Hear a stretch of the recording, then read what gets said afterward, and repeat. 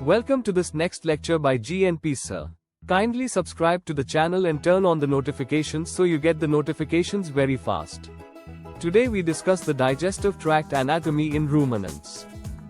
We'll break down the structure of the ruminant digestive tract, from mouth to anus, focusing on components frequently asked in WO exams.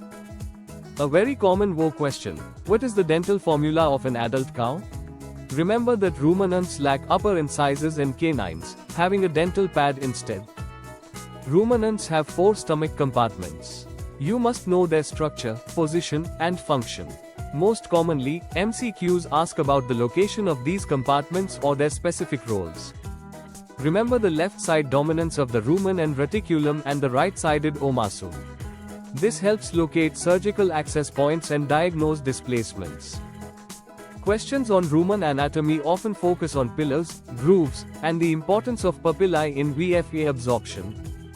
Knowing where each compartment lies helps in diagnosing common conditions. Left displacement of abomasum is more common than right displacement of abomasum, and reticular anatomy explains hardware disease. Rumen tympani occurs due to excess gas accumulation. Expect MCQs on blood supply or nerve involvement in gut motility. The major arteries are the celiac artery and its branches. Vagus nerve dysfunction can lead to ruminal stasis. This comparison is useful for MCQs and Viva. WO papers often frame such differences indirectly through applied scenarios. Remember the table to solve the MCQs. Use this slide as your rapid-fire recap before the exam.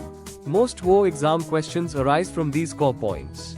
Remember the rumen is on the left side and fermentation occurs here. The reticulum is honeycomb structure and is the place for metal trap. The abomasum is the true stomach. Thank you for your attention. Stay tuned with GNP Sir classes for more such focused content. Good luck. These are the key texts referred for this presentation. Indian students often prefer Ghosh for quick revision.